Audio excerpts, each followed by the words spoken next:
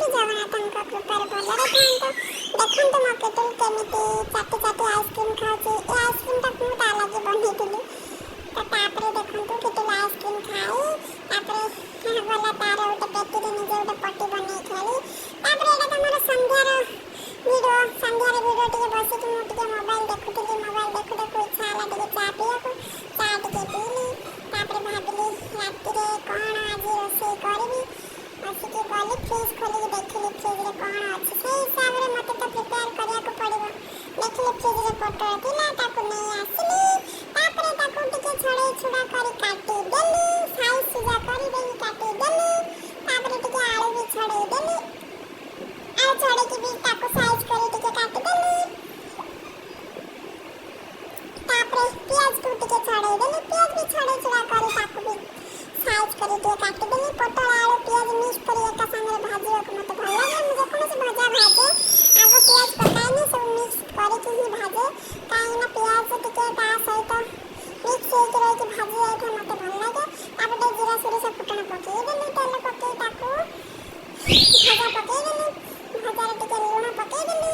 ତାପରେ କ'ଣ କଲି, ତାପରେ ଭଜାଟା ସେପଟେ ହେଲା ସମୟରେ ମୁଁ ଏପଟେ ଟିକେ ଅଟା ଚକଡ଼ି ଦେଲି। ଅଟା ଚକୁଡ଼ା କରି ତାକୁ ରେଡ଼ି କରିଦେଲି। ତାପରେ ଏପଟେ ଭଜା ଦେଖିଲି ହେଲା କି ନାହିଁ। ଭଜାରେ ମୁଁ ହଳଦୀ ପକାଇନି, ଲୁଣ ପକାଇଥିଲି ଖାଲି। କାହିଁକିନା ମୁଁ ଭଜା ଭାଜିଲେ ଏମିତି ଲୁଣ ପକାଇକି ଭାଜେ, ଟିକେ ହେଇ ଆସିଲା ପରେ ହଳଦୀ ପକାଏ।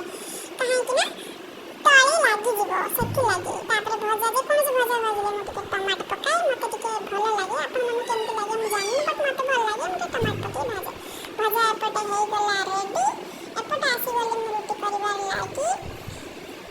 ରୁଟି କରିଲା ସମୟରେ ଆମର ପତିଦେବ ଆସିଗଲେ। କହିଲେ ତମେ କ'ଣ ଗ୍ୟାସ୍ରେ ଡାଇରେକ୍ଟ ସେକି ଦେଉଛ। ମୁଁ ତୁମକୁ ମନା କରିଥିଲି ଏଇଟା କଲେ ଗ୍ୟାସ୍ ହେବ ବୋଲି, ପେଟ ପ୍ରୋବ୍ଲେମ୍ ହେବ। ସେଥିପାଇଁ ମୁଁ ଟିକେ ସେଇଠୁ କହିଲି କି ମୁଁ ଟିକେ ଜଲ୍ଦି କରିବାର ଅଛି, ସେଥିଲାଗି ଜଲ୍ଦି ହେବା ପାଇଁ ମୁଁ ଏମିତି କରିଦେଲି।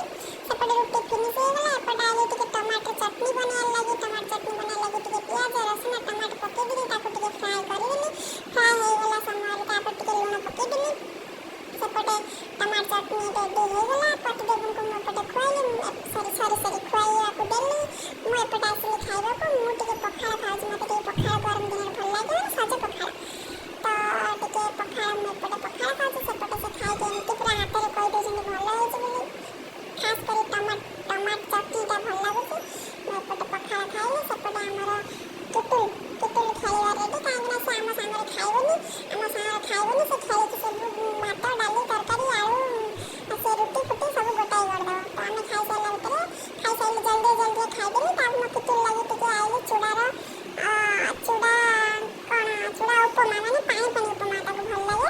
ତା ପାଇଁ ଟିକେ ଚୁଡ଼ା ଉପମା ଟିକେ ବିଟ୍ ପକାଇ ଟମାଟୋ ପକାଇ ତାକୁ ଘିଅ ପକାଇ ତା ପାଇଁ ଟିକେ ଚୁଡ଼ାକୁ ଉପମା ଟିକେ ବନେଇ ଚୁଡ଼ାକୁ ଟିକେ 10-15 ମିନିଟ୍ ଭିଜେଇ ରଖିଥିଲି। ସେ ଟିକେ ହେଇ ଆସିଲା ପରେ ତାକୁ ପାଣି ପୁଣା ଦେଇ ଚୁଡ଼ାର ଏପଟେ ଚୁଡ଼ାର ଉପମା ରେଡ଼ି ହେଇଗଲା। ତାକୁ ଟିକେ ଲେମ୍ବୁ ପକାଇଲେ ଟିକେ ଟେଷ୍ଟ ଲାଗିବ ବୋଲି ଏପଟେ ଚୁଡ଼ା ଉପମା ତା ପାଇଁ ରେଡ଼ି। ଆସିଲି ଆମ ଟୁଟୁଲକୁ ଖୁଆଇବା ଲାଗି। ସେ ତ ଖାଇବାରେ ଭାରି ନଟଖଟି ହୁଏ, କିନ୍ତୁ ଆଜି ଟିକେ ଏଇ ଖାଦ୍ୟ ତାକୁ ଟିକେ ଭଲ ଲାଗେ ବୋଲି ତା ପାଇଁ ସେଥିପାଇଁ ଡିନର୍ ପାଇଁ ଏଇଟା ହିଁ ବନାଏ। ତ ଚୁଡ଼ା ସେ ଖାଇସାରିଲା ପରେ ଏପଟେ ଆଇଲି ମୁଁ ପ୍ରୋଟିନ୍ ସେକ୍ ବନେଇବାକୁ। ତ ସବୁଦିନ ମର୍ଣ୍ଣିଂ ହଉ କି ଡିନର୍ ହଉ ଆମ ଏଇ 2 ଟାଇମ୍ ପ୍ରୋଟିନ୍ଟା ହିଁ ସବୁଠୁ ଭଲ। ଯେକୌଣସି ଖାଦ୍ୟ ଖାଇଥିବ ନ ଖାଇଥିବ ଏଇଟା ଆମର ଇମ୍ୟୁନିଟି ପାୱାର, ତ ଦେହର ସବୁ କିଛି ଏଇଟା ଆମର ଭଲ ଜିନିଷଟା। ତ ସେଥିଲାଗି ଆମେ ପ୍ରୋଟିନ୍କୁ ପିଇବାକୁ ଭଲ ଲାଗେ। ଏଇଟା ଆମର ନମ୍ବର 1 ପ୍ରୋଟିନ୍, ସବୁଠୁ ବେଷ୍ଟ ପ୍ରୋଟିନ୍। ତ ଏଇଟା ଆମ ଟୁଟୁଲକୁ ଟିକେ ପ୍ରୋଟିନ୍ ଦିଆହେଉଛି। ସେ ତ ଦୁଷ୍ଟଟା